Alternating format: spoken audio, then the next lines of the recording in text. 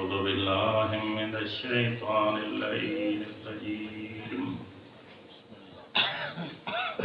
بسم الله الرحمن الرحيم الحمد لله رب العالمين الصلاة والسلام والتحية والإكرام على النبي المؤيد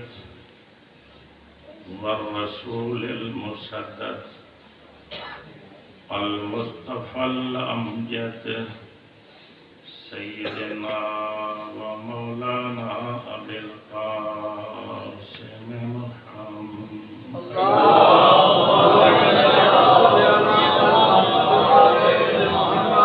والصلاة والسلام على شاهد الرسول وزوج البتول الذي هو أكرم في كرمه وأشرف في شرفه وأنسب في نسبه مولانا ومولى الثقلين علي بن أبي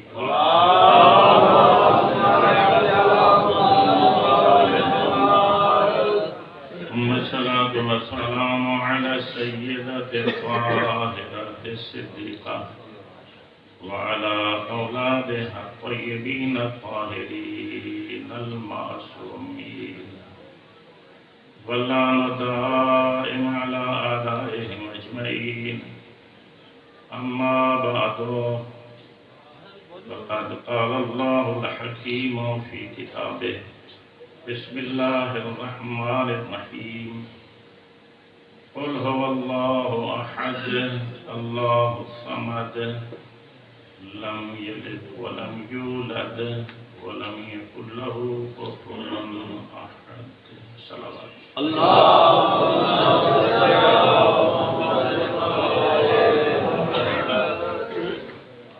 سب سے پہلے یہ دعا خداوند عالم سادات اعظام یہ عظیم خانوادہ یہ سارے برادران ذات حدیت کی بارگاہ میں دعا ہے کہ خالق کائنات ان کے ان سارے گھروں پر اپنی رحمت نازل ان گھروں کو اپنی برکات سے نوازے کہ بھائیوں کے اس اتحاد اتفاق اس میں اور زیادہ برکت عطا فرمائے خود ان کے درمیان اور ان کی اولادوں کے درمیان خداوند عالم اس رشتہ اخوت کو اور زیادہ مضبوط فرمائے تمام مومنین کو تمام مسلمین کو اتحاد اور اتفاق کے ساتھ رہنے کی توفیق عطا فرمائے بہت عظیم سلسلہ سالانہ مجلس ادا ایصال ثواب کی مجلس اس خانوادہ کے مرحومین و مرحومات کے لیے میں سوچ رہا تھا کہ ایصال ثواب کی مجلس میں کس چیز کا ذکر کیا جائے کہ جو اس مقصد کو پورا کرے میں نے جہاں کا غور کیا دیکھا تو مجھے تذکرہ توحید سے بڑھ کے کوئی چیز میری سمجھ میں نہیں آئی ہم کمزور عقیدے کے لوگ اسٹیج پہ آنے والے مولوی صاحبان معذرت کے ساتھ ذاکری نظام کسی جگہ پہ جاتے ہیں تو پہلے یہ سونگتے ہیں کہ یہ مجمع کیا سنتا ہے کوشش ہوتی ہے لوگوں سے پوچھتے ہیں مجمع کیسا ہے کس چیز کو پسند کرتا ہے یہ ہمارے ایمان کی کمزوری ہے ہم یہ دیکھیں کہ مجمع کیا سنتا ہے پیغمبر خدا تشریف لائے تھے کس مجمع میں آئے تھے پیغمبر کو ذات احدیت نے مبعوث برسالت فرمایا اور ایسے معاشرے میں بھیجا کہ جس معاشرے کو، جس سماج کو اللہ نے ظلمتوں سے تعبیر کیا ہے۔ اے حبیب، میں اللہ نے تجھے کتاب دی ہے تاکہ لِتُخْرِجَ النَّاسَ مِنَ الظُّلُمَاتِ إِلَى النُّورِ، لوگوں کو ظلمتوں سے نکال کے لے آئے روشنی اور نور کی طرف۔ پیغمبر خدا آئے، انہوں نے تو یہ نہیں پہلے دیکھا کہ یہ سنتا کیا ہے، انہوں نے آپ نے یہ فیصلہ کیا کہ ان کو سنانا کیا ہے۔ نعرہ تکبیر، اللہ اکبر، نعرہ رسالت، یا رسول اللہ،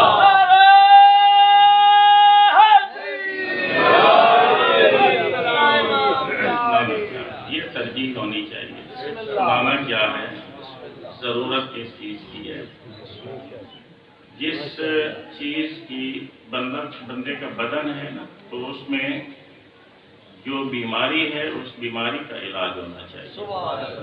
بیماری کوئی اور ہو، دوا کسی اور بیماری کی دے دی جائے تو وہ اس کا ہوتا ہے سائیڈ ایفیکٹ۔ کہتے ہیں کہ یہ دوا بھیڑ گئی، کیوں بھیڑ گئی تھی؟ اس لیے بیماری کوئی اور تھی، دوا جو تھی معالج نے، حکیم نے، وہ دوا اور تھی، اس نے تو سائیڈ ایفیکٹ اس کا تو ہونا تھا۔ تو یہ دیکھنا ہے کہ سماج میں بیماری کیا ہے، مسئلہ کہاں ہے، کمی کہاں ہے، تھوڑی سی خرابی کہاں ہے، وجہ فرما لے آپ۔ تو صحیح معالج وہ ہے، اچھا حکیم وہ ہے، بہترین ڈاکٹر وہ ہے کہ جو پہلے مریض کی مرض کی تشخیص کرے، پھر اس کے مطابق اس کو دوا دے۔ تو ہمارے اندر یہ تھوڑی سی جس چیز کی کمی ہے، بہت معذرت کے ساتھ میری وجہ سے سمجھ لوگ ناراض ہو جاتے ہیں۔ اللہ راضی ہوتا ہے، مخلوق اللہ کے بندے اگر کسی تو پیغمبر خدا پر بھی لوگ کوئی راضی تو نہیں تھے، تشریف لائے تھے، کہاں رسول معظم کی ذات اقدس اور کہاں ہم گناہ گار انسان، لیکن ہاں جناب نے یہ نہیں دیکھا کہ یہ راضی ہوتے ہیں یا ناراض ہوتے ہیں۔ تمام عقائد کی بنیاد عقیدہ توحید ہے۔ میں نے کسی جگہ عرض کیا نا، گھر کی بھی کچھ ترجیحات ہوتی ہیں، ہمارے گھروں کی کچھ ترجیحات ہوتی ہیں۔ ایک بندہ کیا کرتا ہے، سب سے پہلے اپنے بال بچوں کی ان ضرورتوں کو پورا کرتا ہے جو اس کی بنیادی ضرورتیں ہیں، جس کے بغیر گھر کا گزارا نہیں ہوتا۔ پہلے ان چیزوں پر توجہ دینے کی ضرورت ہے، روٹی ہے، کپڑا ہے، مکان ہے، یہ ہر انسان کی بنیادی ضرورت ہے۔ پیٹ میں روٹی نہ ہو اور بندہ خواب دیکھے کہ میرے گھر میں واشنگ مشین بھی ہونی چاہیے، میرے گھر میں اے سی بھی ہونا چاہیے، میرے گھر میں گیزر بھی لگا ہونا چاہیے، میرے گھر میں دوسری سہولیات بھی ہونی چاہیے، میرے پاس لیٹسٹ ماڈل کی گاڑی بھی ہونی چاہیے۔ بندہ خدا، پہلے تو اپنے بچوں کے پیٹ میں روٹی ڈال، اس کی تو تو 20 ماڈل کی گاڑی کے پیچھے دوڑ رہا، بچوں کے پیٹ میں روٹی نہیں ہے۔ تو سب سے پہلے تو ضرورت ہے جو بنیادی جو ترجیحات، یہ گھر کی ترجیحات ہیں۔ سب سے پہلے جو سربراہ خانوادہ ہے وہ کیا کرتا ہے، اس گھر کی اولین اور بنیادی ضروریات کو پورا کرتا ہے، اس کے بعد پھر یہ سہولیات ہیں،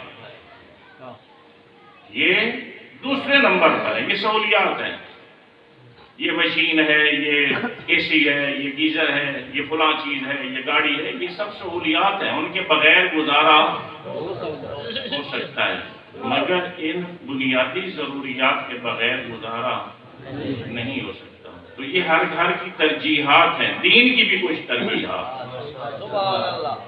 دین کی ترجیحات میں، دین کے عقائد میں سب سے پہلے نمبر پر جو عقیدہ ہے وہ عقیدہ توحید ہے۔ پہلے وہ عقیدہ بندے کا صحیح ہونا چاہیے، اس میں کسی اور چیز کی ملاوٹ نہیں ہونی چاہیے۔ تو میں نے آپ کی خدمت میں سورہ توحید کی تلاوت کا شرف حاصل کیا۔ پہلے آپ خود اندازہ فرمائیں کہ اللہ نے 114 صورتوں میں سے اس ایک صورت کو قرآن کا 1/3 قرار دیا۔ یعنی اللہ کو اپنی توحید کتنی پیاری ہے یہاں سے اندازہ کر لیں۔ 114 صورتیں نا قرآن کی، سورہ یاسین بڑی عظمت کی مالک، سورہ فاتحہ بڑی عظمت کی مالک، مگر جو سورہ توحید ہے، جس سورہ میں اس ذات احدیت کی وحدانیت اور اس کی عظمت کی گواہی دی گئی ہے، اللہ پاک نے کہا کہ یہ ایک سورہ قرآن کے 1/3 حصے کے برابر ہے، ثلث قرآن کہا۔ اسی لیے ہم فاتحہ کے جاتے ہیں، الحمد شریف کے بعد کتنی مرتبہ کل پڑھتے ہیں؟ 3 دفعہ کل شریف کی تلاوت کرتے ہیں، سورہ توحید کی تلاوت کرتے ہیں۔ کیوں؟ تاکہ مرنے والے کے نامہ اعمال میں 3 دفعہ سورہ توحید پڑھے، پورے ختم قرآن کا ثواب لکھا۔ نعرہ تکبیر، نعرہ رسالت، نعرہ حیدری۔ چار روایتیں میں آپ کی خدمت میں پیغمبر اسلام اور معصومین سے بیان۔ پہلی روایت مصطفیٰ فرماتے ہیں کہ جو بندہ 7 دن نمازیں پڑھے۔ 7 دن میں یومیہ نمازیں کتنی واجب ہیں؟ 5 ہے نا ہر دن میں، تو یہ 7 دنوں میں کتنی فریضہ نمازیں ہو گئی؟ 35 ہو گئی۔ پہلی 2 رکعتوں میں واجب ہے کہ ایک سورہ فاتحہ پڑھی جائے اور سورہ فاتحہ کے بعد کوئی سی سورت اس کی تلاوت کر دی جائے۔ ٹھیک ہے، سارے نمازی بیٹھیں گے ماشاءاللہ۔ الحمد شریف کے بعد کوئی سی بھی سورہ پڑھ دیں، سورہ انا اطعنا پڑھ دیں پہلی رکعت میں، سورہ کوثر پڑھ دیں، سورہ انا انزلنا پڑھ دیں، سورہ نصر پڑھ دیں، کوئی سی بھی آپ سورہ پڑھ دیں، یہ واجب ہے۔ فاتحہ کے بعد کوئی سی سورہ۔ دوسری رکعت میں عموماً تشیع کا جو عمل ہے وہ اس پر قائم ہے کہ الحمد شریف کے بعد سورہ توحید پڑھتے ہیں۔ بسم اللہ، اس طرح ہے یا نہیں؟ سورہ توحید پڑھتے ہیں۔ تیسری 4تھی رکعت میں 3 دفعہ تسبیحات 4 سبحان اللہ والحمد للہ ولا الہ الا اللہ واللہ اکبر پڑھ دیں، کافی ہے۔ سورہ فاتحہ پڑھنا چاہیں تو وہ آپ کی اپنی مرضی۔ تیسری 4تھی رکعت میں سورہ فاتحہ پڑھیں یا تسبیحات 4 یہ 3 دفعہ پڑھ دیں تو کافی۔ تو رسول معظم یہ فرماتے ہیں کہ کوئی بندہ 35 نمازیں پڑھے، یعنی 7 دن نمازیں پڑھتا رہے، لیکن ان 35 نمازوں میں 7 دنوں کی نمازوں میں 1 مرتبہ بھی سورہ فاتحہ کے بعد سورہ توحید کی تلاوت نہ کرے۔ سمجھ آ رہی ہے؟ فرماتے ہیں ماتا علی دین ابی لہب، وہ میرے دین پہ نہیں مرا، وہ ابو لہب کے دین پہ مرا، جس نے توحید کا اقرار نہیں کیا۔ نعرہ تکبیر، نعرہ رسالت، نعرہ حیدری، علی بلند الصلوات۔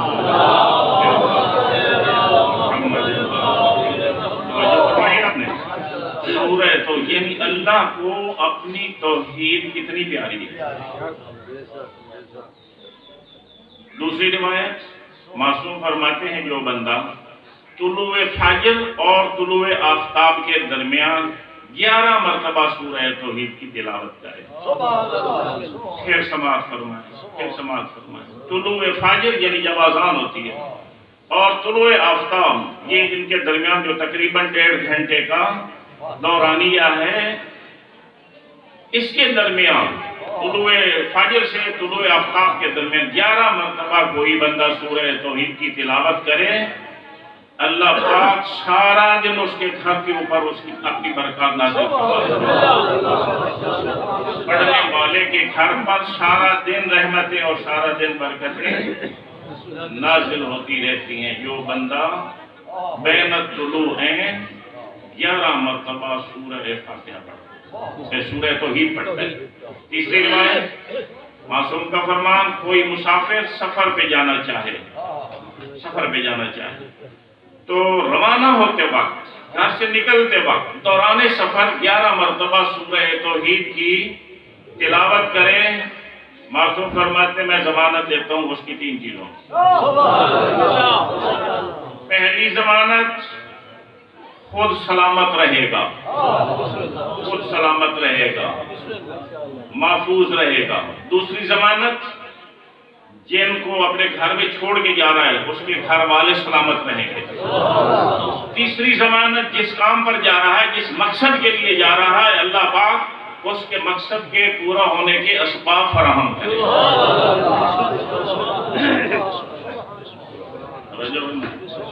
बंदा हर वक्त सफरों में है, बंदा सफर में है, तो इतनी बड़ी जमानतें, खुद भी महफूज रहे, घर वाले महफूज रहे, जिस मकसद के लिए जा रहा है अल्लाह उसका मकसद पूरा फरमा दे।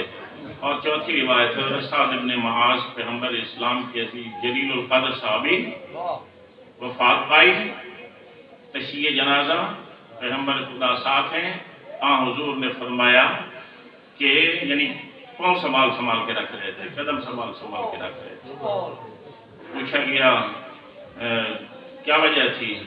फरमाया कि 90,000 फरिश्ता साद इब्न मुआज की तशय्ये जनाजा में पैगंबर के साहबियों के साथ साथ चल रहा। जिब्रील से पूछा, हुजूर ने जिब्रील सय्यदुल मलाइका बता, ये 90,000 फरिश्ता तेरी मईयत में, तेरी सरपरस्ती में इसकी तशय्ये जनाजा में शामिल है, वजह क्या है?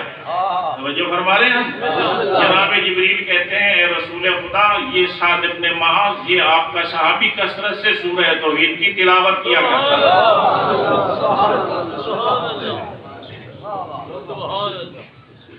तो ये मकाम तौहीद, ये शान तौहीद है, ये असर तौहीद। अल्लाह को अपने हबीब की इज्जत भी बड़ी प्यारी है, मुस्तफ़ा की आल की इज्जत भी अल्लाह को बड़ी प्यारी है, बेशक प्यारी है। कितनी इज्जत प्यारी है मुस्तफ़ा की अल्लाह को। सूरह हुजुरात में जाएं और देखें, सूरह हुजुरात, ए ईमान वालों, ला तरफ़अू अस्वातकुम फ़ौक़ सौतिन नबी, अपनी आवाज़ों को नबी की आवाज़ से ऊंचा न करें। क्यों? अगर तुमने अपनी आवाज़ को नबी की आवाज़ से ऊंचा किया और उसमें बेअदबी का, गुस्ताखी का, हत्ताकी का, सुए अदबी का कोई पहलू आ गया तो होगा क्या? अंतहबत आमालुकुम व अंतुम ला तशऊरून, मैं अल्लाह तुम्हारी नमाजों को नहीं देखूंगा, तुम्हारे रोज़ों को नहीं देखूंगा। ये कौन मुखातब थे? पैगंबर इस्लाम के, यानी ऊंची आवाज़ में बात कौन कर सकता है? जो जमाने पैगंबर में थे ना। तो जो है आपकी, तो ये खिताब अव्वलीन मुखातब इस आयत के वो सहाबा पैगंबर है। गो बिल वास्ता तौर पर ये हुक्म क़यामत तक आने वाले सारे लोगों को है कि पैगंबर इस्लाम की शान में सुए अदबी नहीं होनी चाहिए, हत्ता की गुस्ताखी नहीं होनी चाहिए, पैगंबर का मुकम्मल एहतराम किया जाना चाहिए। लेकिन जो पहले मुखातब थे इस आयत के वो सहाबा रसूल थे। तो अल्लाह उन पैगंबर के सहाबियों को ये कह रहा है कि तुम्हारी आवाज़ मेरे रसूल की आवाज़ से ऊंची न होने पाए। अगर तुम्हारी आवाज़ में, तुम्हारे लहजे में, मैं अल्लाह ने देख लिया कि गुस्ताखी का कोई पहलू है, हत्ताकी का कोई पहलू है, बेअदबी का कोई पहलू है, मुझे तुम्हारी नमाजों की, तुम्हारे रोज़ों की, तुम्हारे ज़कातों की, तुम्हारे किरातों की, तिलावतों की, हज्जों की कोई ज़रूरत नहीं। तुम्हारे सारे अमाल जिंदगी के मैं हबत कर लूंगा और तुम्हें इसका शऊर नहीं होगा। ये मकाम है मुस्तफा, ये शान है मुस्तफा। ये एक बंदा सारी जिंदगी इबादत करे, नमाजें पढ़े, रोजे रखे, तकलीफें बर्दाश्त करे, मगर अल्लाह को अपने हबीब की इज्जत इतनी प्यारी है कि नमाज पढ़ने वाले मुझे अपने हबीब की इज्जत का पास ज्यादा है, तेरी नमाजें उनकी कोई हैसियत नहीं मुस्तफा की इज्जत है ना। एहतराम मुस्तफा अल्लाह की अंतहबत अमालो, तुम्हारे सारे अमाल ही खत्म। एक बंदा करे, ये सारे मिलके करने लग जाए, ये अमल لیکن اتنی عظمتوں اور عزتوں والا مصطفیٰ، اللہ کو جہاں اپنے مصطفیٰ کی عزت عزیز ہے، وہاں اللہ کو اپنی توحید کا مقام بھی اتنا ہی پیارا ہے۔ مقام توحید اللہ کو اپنی عزت بھی پیاری ہے۔ ساری امت کے اعمال کو اگر وہ گستاخی و حتاقی کریں، اللہ ضبط کرنے کے لیے تیار ہے، مگر اپنی عزت، اپنا مقام، شان توحید اللہ کو کتنی پسند اور پیاری ہے۔ وہی مصطفیٰ وہ کس لیے تشریف لائے تھے؟ امت کی اصلاح کے لیے آئے تھے، لوگوں کی اصلاح کے لیے آئے تھے، لوگوں کو درس توحید دینے کے لیے آئے تھے، معرفت توحید کروانے آئے تھے، مقام ذات ہدیہ سے آشنا کروانے کے لیے آئے تھے، ہدایت کرنے کے لیے۔ اس مصطفیٰ کی ذات اقدس سے تو ممکن ہی نہیں ہے نا کہ شرک کا ارتکاب ہو۔ کوئی سوچ سکتا ہے جو شرک کو ختم کرنے کے لیے آ رہا ہے، توحید کا پیغام عام کرنے کے لیے آ رہا ہے، اس سے ممکن ہے کہ وہ شرک کی دعوت دینے لگ جائے؟ توجہ فرما رہے ہیں نہیں؟ تو وہ ایسی مصطفیٰ کی ذات ہے جس کے صدقے میں اللہ کائنات بنا رہا ہے۔ لولاک لما خلقت الافلاک، اے حبیب اگر میں نے تجھے پیدا نہ کرنا ہوتا کائنات کی کوئی چیز نہ تھا۔ سب سے پہلا عارف مقام توحید کا مصطفیٰ، کنت کنزا مخفیا فاحببت ان اعرف، میں چھپا ہوا خزانہ تھا، اللہ کہہ رہا ہے حدیث قدسی میں چھپا ہوا خزانہ تھا، فاحببت ان اعرف، میں نے چاہا کہ میں پہچانا جاؤں۔ تو سب سے پہلے اپنی معرفت کے لیے، اپنی پہچان کے لیے جس ہستی کا انتخاب کیا وہ ہستی محمد مصطفیٰ۔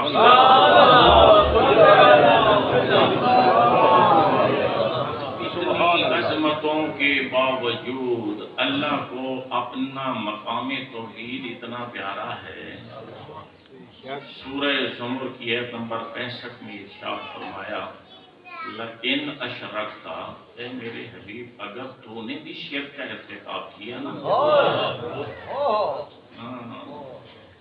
یعنی جہاں تصور ہی نہیں ہے، لیکن اللہ اپنے مقام توحید اور شان توحید اور عظمت توحید کو بیان فرماتا ہے کہ مصطفیٰ سے رہا ہے، سمجھا امت کو رہا۔ امت کو خطاب نہیں ہے یہاں، خطاب سیدھا مصطفیٰ کی ذات ہے۔ لئن اشرکتم نہیں کہا، لئن اشرکتا، اے مصطفیٰ اگر تو نے بھی شرک کیا، تیری کوئی گستاخی کرے، سارے کرنے لگ جائے، تیری ساری امت کے میں اعمال سب کر دوں، ختم کر دوں، اتنا تیرا مقام ہے۔ لیکن اے مصطفیٰ میرا مقام کیا ہے؟ لئن اشرکتا، اگر تو نے شرک کیا، لَيَحْبَطَنَّ عَمَلُكَ، میں اللہ تیرے عمل کو بھی، تیرے اعمال کو بھی ضائع کر دوں گا، حبط کر دوں گا، ختم کر دوں گا۔ وَلَتَكُونَنَّ مِنَ الْخَاسِرِينَ، اور تو نقصان اٹھانے والوں میں سے، گھاٹا پانے والوں۔ کہ اگر اللہ نے اپنے قرآن میں یہ آیت نہ بھیجی ہوتی، کسی کی مجال ہے، کسی کی جرت ہے کہ یہ تصور بھی کر سکتا، یہ سوچ بھی سکتا، کوئی کر سکتا ہے؟ لیکن چونکہ اللہ نے اس کو قرآن کا حصہ بنا، اگر تو نے بھی شرک کا ارتکاب کیا، لَيَحْبَطَنَّ عَمَلُكَ نہیں ہے، عملک، تیرا عمل۔ یہاں سے پہچانا کہ ذات ذوالجلال جتنے انبیاء آئے، تمام انبیاء ایک ہی مقصد لے کے آئے، اپنی بلے بلے کروانے کوئی بھی نہیں آئے۔ ایسے کرے توحید حق تو نہیں گئے ہو۔ نعرہ تکبیر، نعرہ رسالت، نعرہ حیدری،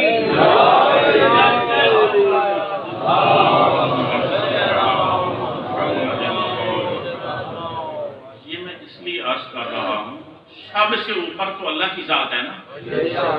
اہل بیت علیہ السلام کی جتنی بھی عظمتیں ہوں مصطفیٰ سے تو کم ہے نا۔ مصطفیٰ کی جتنی بھی عظمتیں ہوں مقام توحید کا مقابلہ تو نہیں کر سکتی نا۔ خالق مخلوق، خالق کہاں مخلوق کہاں۔ تو یہ جو حفظ مراتب ہے، حفظ مراتب کا خیال رکھنا ہے، ہر ایک کا مرتبہ، ہر ایک کا مقام، ہر ایک کی شان۔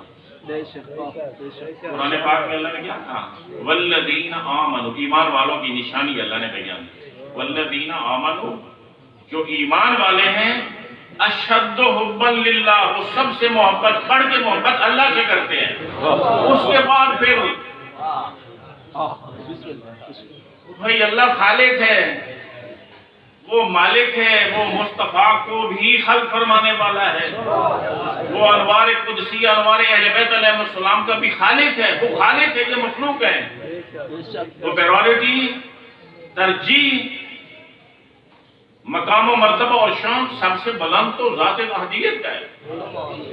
لوگ کہتے ہیں جناب توحید کا ذکر کریں تو بدے سر کھجا رہا ہے، کہاں سر کھجا رہے ہیں؟ یہ لوگ خوش ہو رہے ہیں۔ یہ شیعوں کے اوپر الزام نہیں ہے، بہت کیا ہے الزام ہے نا یہ شیعوں کے اوپر کہ یہ توحید کا ذکر نہیں سنتے۔ ذکر توحید تو سارے ماشاءاللہ بڑی خوشی سن رہے ہیں۔ ثواب اشارے ثواب کی مجلس ہو، ذکر توحید ہی نہ ہو۔ جس نے ان مرحومین کی بخشش کا انتظام فرمانا ہے، یہ ذات احدیت نے ان مرحومین کی قبروں کو نورانی اور منور فرمانا ہے، جس ذات ذوالجلال نے ان کے گناہوں صغیرہ کبیرہ سے تخص کا ذکر ہی نہ ہو۔ میں اسلام اسلام اسلام کہتا رہوں، اسلام اسلام کی تعریف کرتا رہوں۔ ان الدین عند اللہ الاسلام، اللہ کے نزدیک پسندیدہ دین بڑا اسلام ہے۔ میں یبتغی غیر الاسلام دینا فلن یقبل، جو اسلام کو چھوڑے گا اس کا کوئی عمل۔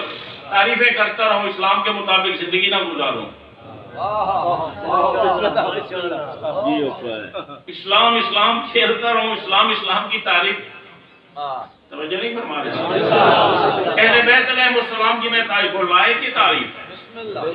اہل بیت علیہ السلام پیغمبر اسلام کی ذات اقدس، وہ لائق کے صلوات ہیں، وہ لائق کے درود ہیں، وہ لائق کے وہ صاحبان فضائل ہیں، صاحبان کمالات۔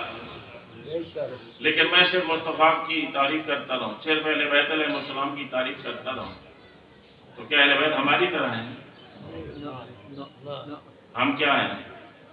سردار صاحب ڈیرے میں بیٹھے ہو نا اور کوئی ریت کا بندہ آ جائے، جی وہ بھاگ لگے رہا، بڑے خوش ہو جاتے ہیں نا سردار لوگ۔ چاپلوسی کرنے والا کوئی آ جائے، خوش آمدی کوئی آ جائے، یہ ساتھ سلام، کیا ہم سمجھتے ہیں اہل بیت اسی طرح ہیں؟ چاپلوسی پسند کرتے ہیں، خوشامد پسند کرتے ہیں کہ ہم ان کی خوشامد کریں گے، خوش ہو جائیں گے، ہم ان کے فضائل پڑھیں گے اہل بیت علیہ السلام۔ نہیں بھائی، کہتے ہمارے فضائل کیا پڑھتے ہو؟ بے شک ہم صاحبان فضائل ہیں، ہمیں مانو مگر ہماری بھی مانو، بے شک ہمیں مانو لیکن اس سے زیادہ عظمت اس چیز کی ہے کہ ہماری مانو۔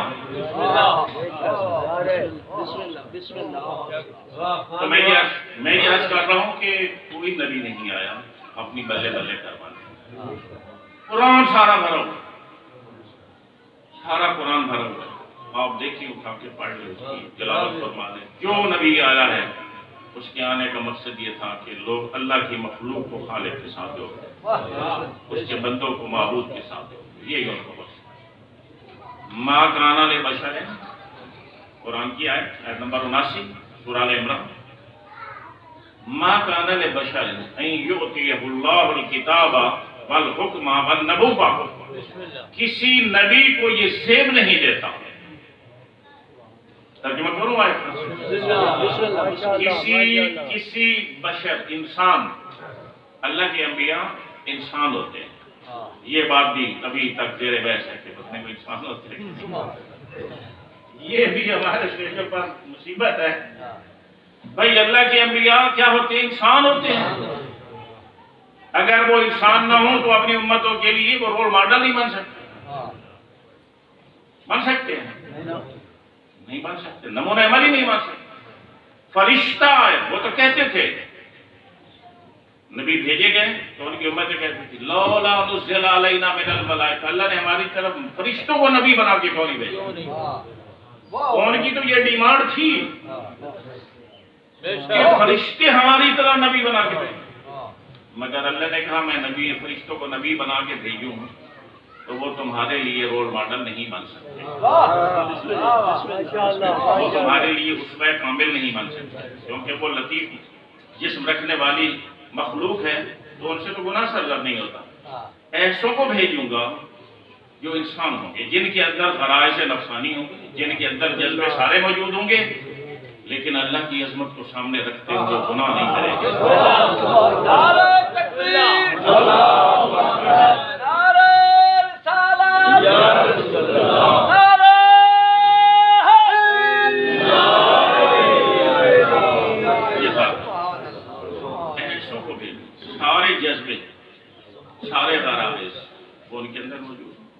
مگر ان کی معرفت توحید اتنی بلند ہے، وہ ہر وقت ایسے ہے جیسے اپنے آپ کو محضر خدا میں سمجھتے ہیں، ہم اللہ کے حضور میں ہیں، اس لیے وہ گناہ نہیں کرتے۔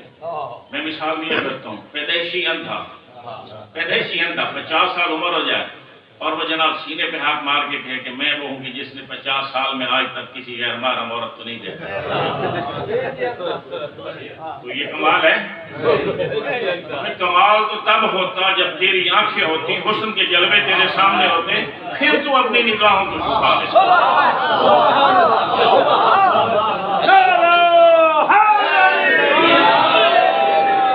یہ کمال ہے، حسن کے جلوے سامنے ہوں، آنکھیں ہوں، کوئی رکاوٹ مانے کوئی نہ ہو، پھر انسان اللہ کی عظمت کو مد نظر رکھتے ہوئے اپنی نگاہوں، یہ عظمت، اس میں عظمت ہے۔ میں عرض کر رہا تھا کہ خالق کائنات نے لوگوں کی ہدایت کے لیے جتنے افراد کا انتخاب کیا وہ انسان تھے، مگر وہ انسان ہائے کامل تھے، اپنے اپنے زمانے کے انسان ہائے کامل تھے۔ اللہ کامل کے ہوتے ہوئے افضل کے ہوتے ہوئے مفضول کو نہیں چنتا، یعنی ہر زمانے میں جس کا بھی انتخاب کیا اپنے زمانے میں اس سے افضل کوئی نہیں تھا، کیونکہ افضل کو چھوڑ دے مفضول کو تو یہ ظلم ہے، اللہ ظلم نہیں کرتا۔ اپنے اپنے زمانے کے افضل ترین افراد کو خالق کائنات نے چنا لوگوں کی ہدایت کے لیے، مگر وہ تھے انسان۔ سورہ ال عمران کے نمبر 79 کہہ رہی ہے، مَا كَانَ لِبَشَرٍ، کسی انسان کو یہ زیب نہیں دیتا کہ جب میں اللہ اس کو 3 چیزیں دے کر بھیجوں۔ 3 چیزیں کون سی؟ الکتاب والحکم، فیصلے کی قوت، دانائی، والنبوہ، اور اس کو نبوت دے کر بھیجوں۔ کسی انسان کو یہ زیب نہیں، یعنی کسی نبی کو پھر، یعنی جب میں اس کو کتاب دیتا ہوں، اس کو قوت فیصلہ دیتا ہوں اور اس کو نبوت سے سرفراز کر کے بھیجتا ہوں، اس کو زیب نہیں دیتا کہ وہ معاشرے میں جا کر لوگوں سے ثم یقول للناس، وہ لوگوں سے جا کر کہے کہ کونوا عبادا لی من دون اللہ، اللہ کو چھوڑو میرے بندے بنو۔ اپنی بلے بلے کروانے کے لیے کوئی نبی، کسی اس کو مجال نہیں ہے، اس کے شایان شان نہیں ہے اس نبی کے کہ میں جب اس کو یہ تینوں چیزیں دے کے بھیجوں تو کہے ان یقول للناس کونوا عبادا لی، وہ کیا کہے گا؟ وہ کہے گا لیکن کونوا ربانیین، اے اللہ کے بندو رب والے بنو، اس رب کو پہچانو، اس والے کو پہچانو جس نے مجھے نمائندہ بنا کر تمہاری ہدایت کے لیے بھیجا ہے۔ ولیکن کونوا ربانیین، اپنا تعلق اس ذات ذوالجلال کے ساتھ جوڑو۔ ولا یامرکم، نہیں وہ تمہیں حکم دے سکتا ہے، وہ آنے والا، وہ 3 چیزیں سے سرفراز ہو کے آنے والا، یعنی کہ ان تتخذوا الملائکۃ والنبیین اربابا، کہ تم اللہ کے فرشتوں کو یا نبیوں کو رب کہنے لگ جاؤ۔ وہی حکم نہیں دے سکتا کہ تم نبیوں کو یا فرشتوں کو رب کہنے لگ جاؤ۔ اگلی آیت، اللہ کے علاوہ کسی کو رب کہنا، اللہ کے علاوہ کسی کو اللہ کہنا، یہ کفر ہے۔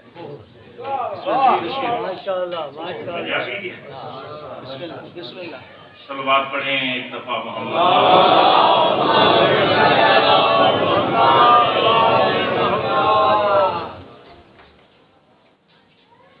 خداوند عالم ہدایت فرمائے سب کی، قبول فرمائے۔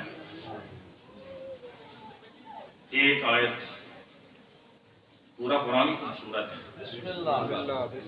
اس کی ہر آیت خوبصورت ہے۔ ایک آیت آپ خدمت میں پیش کر رہا ہوں، ہدیہ کر رہا ہوں۔ اللہ کہتا ہے فَمَن يُرِدِ اللَّهُ أَن يَهْدِيَهُ، میں اللہ جس بندے کی ہدایت کرنا چاہتا ہوں۔ ہر بندے کو ہدایت مطلوب ہے یا نہیں؟ ہم میں سے ہر بندہ ہدایت کا خواہش مند ہے یا نہیں؟ تو یہ ایک دن میں کم از کم 10 مرتبہ تو ہم کہتے ہیں نا اہدنا الصراط المستقیم، 10 دفعہ تو ایک مومن کم از کم 10 دفعہ ایک دن میں اللہ سے ہدایت کی دعا کرتا ہے، طلب کرتا ہے۔ اللہ اس آیت میں فرما رہا ہے کہ میں اللہ جس بندے کی ہدایت کرنا چاہتا ہوں، میں کیا کرتا ہوں؟ یشرح صدرہ للاسلام، اس کا سینہ اسلام کے لیے اور اس کی تعلیمات کے لیے کھول دیتا ہوں۔ اسلام کے لیے، اسلام کی تعلیمات کے لیے، اسلام کا ذکر ہے، اسلام کی کسی تعلیم کا ذکر ہے، دین کا ذکر ہے، اس کا سینہ تنگ نہیں ہوتا، ضیق صدر محسوس نہیں کرتا، بلکہ شرح صدر کرتا ہے۔ اس تعلیم کو، دین کی اس بات کو قبول کرتا ہے، بڑی خوشی کے ساتھ قبول کرتا ہے۔ قرآن پاک میں کچھ آیتیں اہل بیت علیہ السلام کے فضائل میں ہیں، کچھ آیتیں آیت عمل ہیں۔ میں بس یہ باقی جو ٹائم ہے تھوڑا سا اس میں بتا رہا ہوں کہ جو آیات فضائل ہیں وہ آیات فضائل سمجھیں، اور جو آیات عمل ہیں انہیں آیات عمل سمجھیں۔ سب سے پہلی آیت میں ایک مثال دے رہا ہوں، جو آیات فضائل ہیں جن اہل بیت علیہ السلام کی شان میں نازل ہوئی، ان کی عظمت و مقام میں نازل ہوئی۔ قُلْ لَا أَسْأَلُكُمْ عَلَيْهِ أَجْرًا إِلَّا الْمَوَدَّةَ فِي الْقُرْبَى، یہ ان کی شان بتائی گئی۔ اس آیت میں اللہ نے اپنے مصطفیٰ کے ذریعے اہل بیت کا مقام بتایا، ان سے محبت کا واجب ہے، یہ اجر رسالت ہے، یہ ان کا اتنا اہل بیت کا مقام ہے کہ اگر کوئی بندہ پیغمبر کی اہل بیت سے مودت محبت نہیں کرتا تو گویا اس نے اجر رسالت ادا نہیں کی۔ یہ کیا ہے؟ میں کل بیٹھا ہوا تھا ایک جگہ پر، مثال بہت خوبصورت ہے کہ آج کل حج کا سفر کے اوپر 5-6 لاکھ 7 لاکھ بڑا حج مہنگا ہو گیا۔ کسی سے قرضہ میں لے لوں، حج کا موقع آئے، موسم آئے کہ جناب اس سے پہلے میں نے قرضہ لیا ہوا 5 لاکھ 6 لاکھ کسی سے قرضہ لیا ہوا، اور حج کی درخواست دینے چلا جاؤں، وہ بندہ جس سے قرضہ لیا تھا وہ کہے کہ مولانا پہلے 5 لاکھ جو مجھ سے لیا تھا وہ تو مجھے دے کے جائے، پھر حج کی درخواست دے۔ کیا خیال ہے، مجھے حج پہ جانا چاہیے قرضہ پہلے واپس کرنا؟ بھائی باشعور لوگ بیٹھے ہوئے، پہلے قرضہ واپس کرنا چاہیے یا مجھے حج کی درخواست دینی چاہیے؟ اور اگر قرضہ واپس لے کر حج پہ چلا جاؤں، اللہ قبول کرے گا اس حج کو؟ نہیں کرے گا۔ عام امتی کا قرضہ اگر مولانا واپس نہ کرے، اللہ حج اس کے منہ پہ مارتا ہے۔ مصطفیٰ کا بھی ایک قرضہ ہے امت کے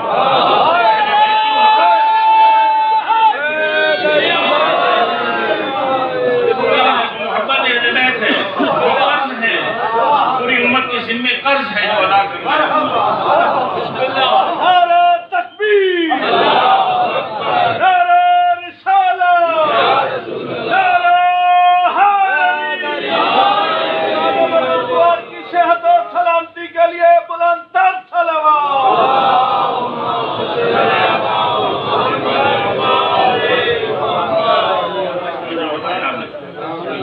پوری امت کے ذمہ مصطفیٰ کا قرض واجب ہے، امتی کا قرض ادا کرنا واجب ہے۔ تو جو صاحب امت ہے، جو صاحب کلمہ ہے، جو صاحب شریعت ہے، جو صاحب کتاب ہے، اس کا قرض بندہ بچا کے حج پہ چلا جائے، ادا نہ کر کے حج پہ چلا جائے، تو اس کے لیے اس نے کیا خوب کہا تھا، تیرے نصیب کا چکر ہے یہ، تو نے صحیح کہا۔ پہلے مصطفیٰ کا قرض، جس کا تو کلمہ پڑھ رہا ہے، سورہ شورا 25واں سپارہ، وہ قرضہ مانگ رہا ہے، میں تو ان سے کوئی چیز مانگتا ہی نہیں، کوئی سوال ہی نہیں کرتا، اس کار الا المودۃ، ان کے ساتھ مودت کرنی ہے، یہ اجر رسالت ہے۔ یہ آیت فضیلت اہل بیت۔ دوسری آیت پیش کر رہا ہوں، انما یرید اللہ لیذھب عنکم الرجس اہل البیت ویطہرکم تطہیرا۔ اللہ کا ارادہ ہے اہل بیت نبوت تمہیں اس طرح پاک رکھے جیسے پاک رکھنے کا حق ہے۔ یہ بات اللہ نے مصطفیٰ کی اہل بیت کے علاوہ کسی اور کے لیے نہیں، مصطفیٰ کی اہل بیت کے لیے۔ یہ فضیلت اہل بیت، یہ مقام اہل بیت، یہ شان اہل بیت۔ تیسری آیت فضیلت سورہ ال عمران، فَقُلْ تَعَالَوْا نَدْعُ أَبْنَاءَنَا وَأَبْنَاءَكُمْ وَنِسَاءَنَا وَنِسَاءَكُمْ وَأَنفُسَنَا وَأَنفُسَكُمْ ثُمَّ نَبْتَهِلْ فَنَجْعَلْ میدان مبالا میں مصطفیٰ ان ہستیوں کو لے کے گیا. گنجائش تو بہت تھی لے کے جانے کی، مگر انتخاب صرف ہستیوں کا کیا. بتانا تھا کہ یہ اور ہیں اور پیچھے رہ جانے والے ہیں.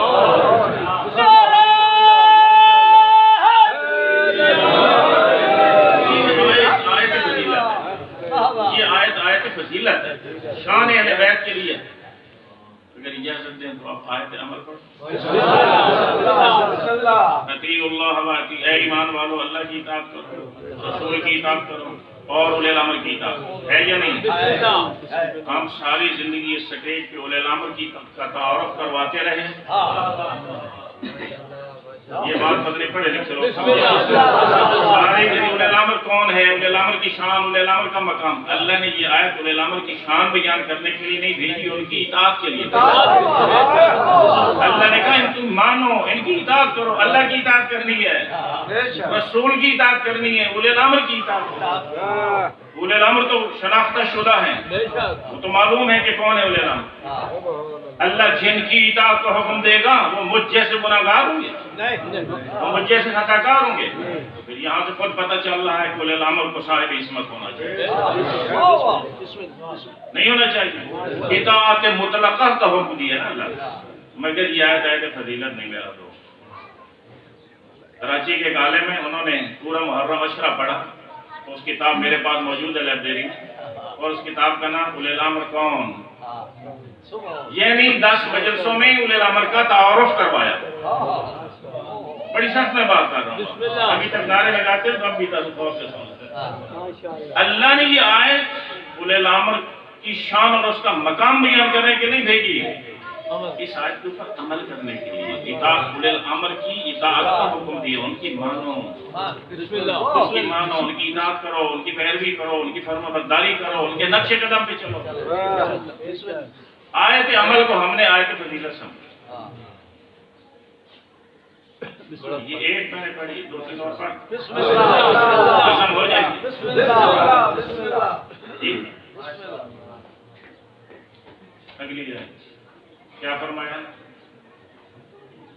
اللہ نمسکلوات پڑھیں محمد.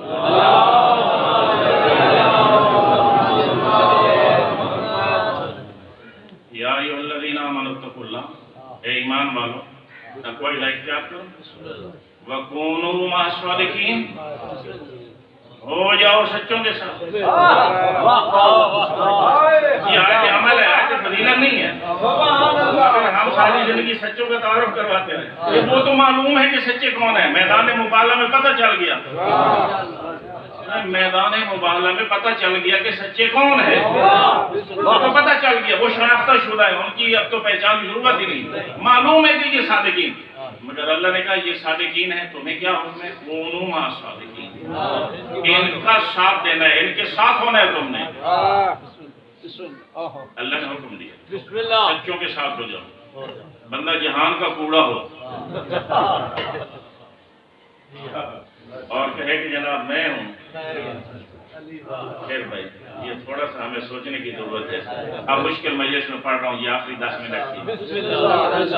اللہ نے کہا اتقوا اللہ، تقوی اختیار کرو. تمہارے دل اللہ کے خوف سے خالی ہیں، وہ کرو جو کرنے کا کام. کونوا مع الصادقین، سچوں کا ساتھ دو. جھوٹوں کے ساتھ کیوں ہوتے؟ جو سچوں کے ساتھ ہوتا ہے پھر اس کا کردار بھی سچا ہوتا ہے. تیسری آیت پڑھ دو. وَيُطْعِمُونَ الطَّعَامَ عَلَىٰ حُبِّهِ مِسْكِینًا وَیَتِیمًا وَاسِیرًا. ہم سمجھتے ہیں یہ آیت فضیلت ہے، مگر یہ آیت عمل ہے. اللہ نے اس لیے بھیجی کہ جس طرح خانوادہ عصمت و طہارت نے یتیم مسکین اسیر کو کھانا کھلایا، تم بھی وہی کرو. اگر ان کے ماننے والے ہو، ان کے ماننے والے ہو تو تم ان کو فالو کرو، ان کے نقشے قدم پہ چلو. اللہ نے یہ آیت اس لیے بھیجی ہے کہ یہ خانوادہ عصمت و طہارت یہ لائق تأسی ہے، یہ اسوہ، یہ نمونہ ہے. تو انہوں نے اگر یہ کام کیا ہے، لوکانہ بہم خصاصہ، ایثار کیا ہے، قربانی دی، کچھ بھی نہیں تھا مگر انہوں نے اپنے بچوں کا خیال نہیں. تم نے بھی یہ کرنا ہے اگر ان کو ماننے والے ہو. بس ایک اور آخری آیت پڑھ کے آپ کی رحمت کرنا. فَاسْأَلُوا أَهْلَ الذِّكْرِ إِن كُنتُمْ لَا تَعْلَمُونَ. یہ آیت قرآن میں 2 مرتبہ آئی ہے، سورہ انبیاء میں بھی آئی، سورہ نحل میں بھی آئی۔ یہ آیت پوری نہیں ہے، آیت کا حصہ ہے۔ فَاسْأَلُوا أَهْلَ الذِّكْرِ، پوچھو اہل ذکر سے، سوال کرو اہل ذکر سے۔ مَا لَا تَعْلَمُونَ، جو تم نہیں جانتے۔ ہم نے اسے معاف کرنا آیت فضیلت سمجھا اور اہل ذکر کا پوری زندگی تعارف کرواتے رہے۔ بے شک اہل ذکر اس لائق ہیں کہ ان کا تعارف کروایا جائے، مگر اس آیت کا بنیادی مقصد میرا عزیز، فَاسْأَلُوا، پوچھو اہل ذکر سے۔ کیوں پوچھنا ہے؟ عمل کرنے کے لیے پوچھو، جو وہ بتائیں۔ فَاسْأَلُوا أَهْلَ الذِّكْرِ، اہل ذکر سے سوال کرو، پوچھو جو نہیں جانتے، اور جب پتہ چل جائے جو اہل ذکر بتاتے اپنی زندگی کو ان کے مطابق ڈھالو، عمل کرو، ان کے نقش قدم پہ چلو۔ کربلا والے وہ تھے جنہوں نے حسین کو پہچان لیا اور پھر جان لیا اور پہچان لیا، تو پھر حسین نے چراغ بند کر دیا، اٹھا لیا، شروع کیا، جو جانا چاہے۔ کچھ دیر کے بعد جب چراغ جلایا گیا، دیکھا یہ گیا کہ ہر ایک اپنی جگہ۔ زہیر ابن قین اٹھے، اے فرزند رسول، چراغ بجھا کے کہا تھا نا حسین نے، جو جانا چاہتے ہیں چلے جائیں۔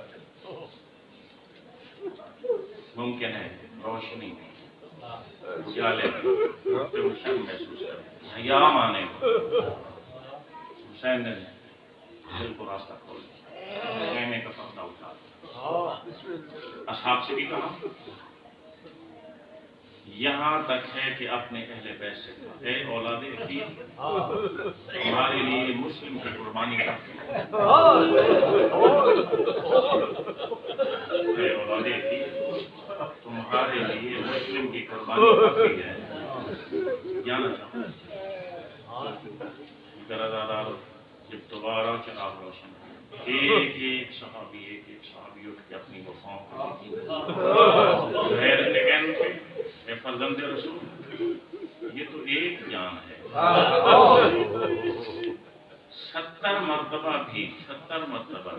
مجھے قتل کیا جائے اور میری لاش کے ٹکڑے اور ان کو جلا دیا جائے اور پھر اس کو آگ لگا دی جائے، راکھ بنا دیا جائے، اے حسین میری اس راکھ کا ہر ذرہ وہ بھی گرے گا تو حسین تیرے قدم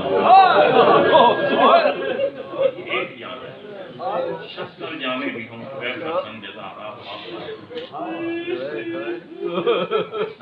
اور صحابی اٹھے، رافع بن اعلان، فرزند رسول یہ آپ نے کیا کہہ دیا؟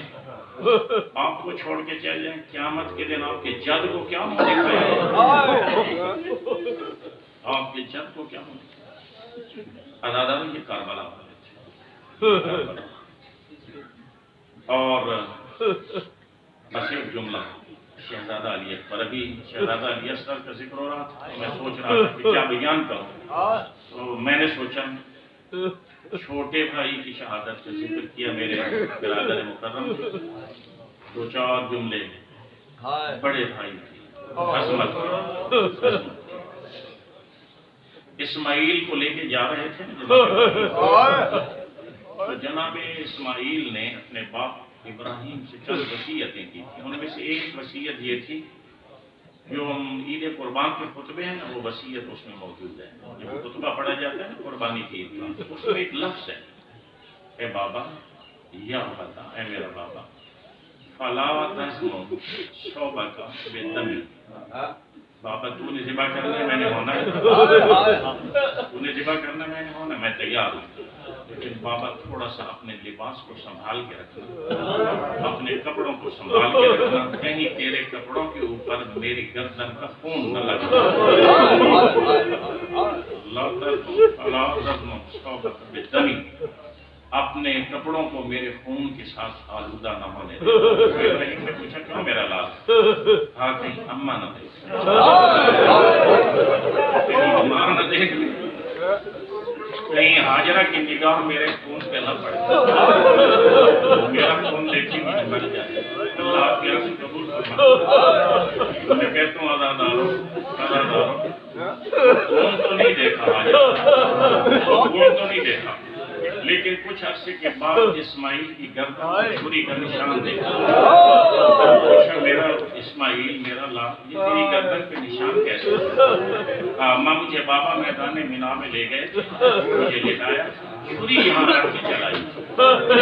بس عزادارو روایت میں نے یہی پڑھا کہ جناب حاجرہ نے جب یہ بات سنی تو ہائے کہتے ہائے اگر وہ چھری میرے لال کی گردن پہ چل جاتی، ہائے اگر وہ چھری میرے لال کی گردن پہ چل جاتی اور اسی کے بیمار ہوئی اس دنیا سے رخصت ہوئی، مگر قربان کربلا کی حاجرہ میں لیلا لاش علی اکبر آیا منقل میں، پتا چلا ام لیلا کو سر سجدے میں رکھا، سبحان ربی الاعلی و بحمدہ اللہم تقبل منی ھذا القربان، اے میرا پروردگار لیلا کی یہ قربانی اپنی بارگاہ میں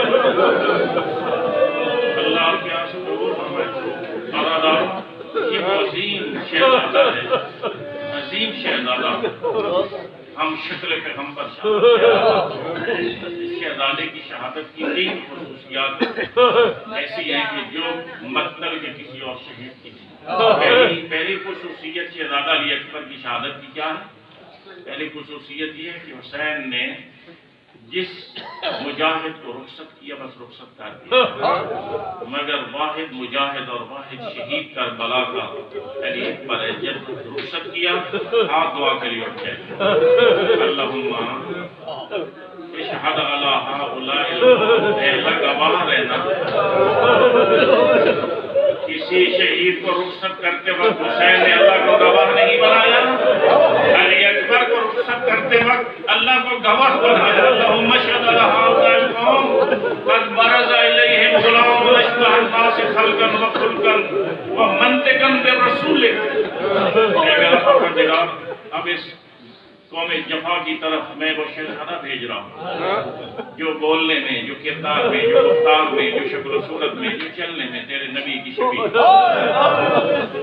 فقط یہی نہیں کہا، علی اکبر کی عظمت کو بیان کرنے کے لیے اگلا جملہ بھی فرمایا، فرمایا کلما اشتقنا الی زیارت النبی، اے میرا اللہ ہم جب بھی شوقین ہوتے شوق رکھتے تھے کہ تیرے نبی کی زیارت کریں، فنظرنا الیہ، ہم علی اکبر کے چہرے کو دیکھ لیتے تھے، شبیہ پیغمبر، شبیہ ایسا شہزادہ جا رہا ہے۔ پہلی خصوصیت دوسری خصوصیت بس جس شہید کو رخصت کیا کر دیا، جب علی اکبر کا گھوڑا مقتل کی جانب بڑھنے لگا، شہزادہ علی اکبر کے گھوڑے کے پیچھے پیچھے حسین نے دوڑنا شروع، آہٹ محسوس کی، علی اکبر نے گھوڑا روکا، واپس بابا ابھی آپ نے اجازت دے نہیں دی، بابا آپ نے رخصت کر نہیں دیا، بابا یہ آپ تکلیف کیوں کر رہے ہیں، بابا یہ آپ میرے گھوڑے کے پیچھے پیچھے کیوں دوڑ رہے ہیں؟ حسین نے کہا میرا لال علی اکبر بات یہ ہے تیرا جو کوئی جوان بیٹا میری بھی کوئی جوان اولاد ہوتی میں دیکھتا کس دل سے تو اسے مرنے کی اجازت ہے۔ اور تیسری خصوصیت ہر شہید نے مولا کو بلایا ہے، جب شہید گھوڑے سے گرا مولا کو بلایا اور کی مدد کے لیے، کسی نے کہا چچا میری مدد پاؤ، کسی نے کہا ماموں میری مدد پاؤ، صحابی گرے انہوں نے کہا آقا مولا ہماری مدد پاؤ۔ واحد شہید کربلا کا علی اکبر ہے، باپے کو مدد کے لیے نہیں پکارا۔ عزادار اللہ آپ کے آنسو قبول فرمائے، بس آپ کے جملے عرض کر رہا ہوں کیوں نہیں پکارا ہوں؟ شہزادہ جانتا تھا جب بھی پہلے کسی شہید کی لاش پہ گئے تو میں اپنے بابے کے ساتھ ہوتا تھا مدد کرنے کے لیے اس لاش کو اٹھانے میں۔ میرا بابا اکیلا تنہا بوڑھا باپ، کیوں میں اپنے باپ کو تکلیف کیوں اپنے باپ کو زحمت پہ ڈالوں؟ بس وہیں سے آواز دیا بتا علیک منی سلام، بابا میرا آخری سلام قبول ہو۔ یہ کیسے ممکن تھا؟ حسین نے کہا علی اکبر کی آواز ہے، حسین بیٹھے رہے، مقتل کی جانب چلے، لاش علی اکبر کی طرف بڑھی، مگر حالت کیا ہے؟ چند قدم چلتے تھے پھر گر پڑتے، پھر مشکل سے اٹھتے، پھر چند قدم چلتے پھر گر پڑتے، اور روایات کہتی ہیں کہ جب 7 قدم کے فاصلے پر رہ گیا لاش ابی اکبر اور اب جو حسین گرے اٹھنے کی طاقت نہ رہی، ہمت نہ رہی، آوازیں تو دیتے جا رہے ہیں میرا نور نظر علی اکبر، تو مجھے آواز تو میں تیری آواز کے سہارے تیری لاش پر پہنچوں، میرا لال میری آنکھوں کا نور ختم ہوتا جا رہا۔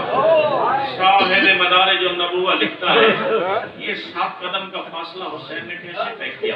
سنی عالم دین ہے، مدارج النبوہ لکھنے والے ہیں، سنت عالم دین ہے، فارسی میں کتاب ہے، وہ لکھتے ہیں کہ پدر میں لاش پسر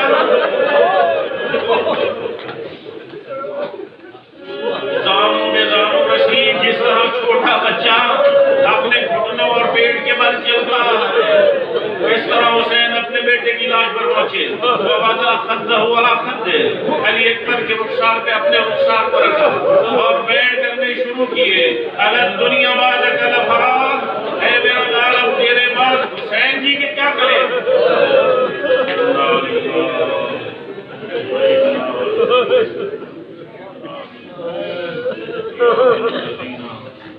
ظالم